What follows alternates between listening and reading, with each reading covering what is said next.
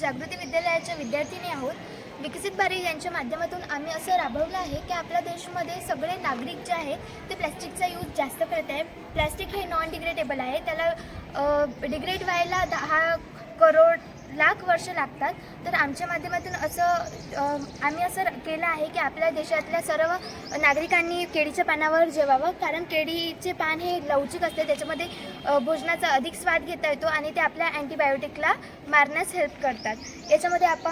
यावर आपण सर्व भारतातील जेवणाचा आस्वाद घेऊ शकतो.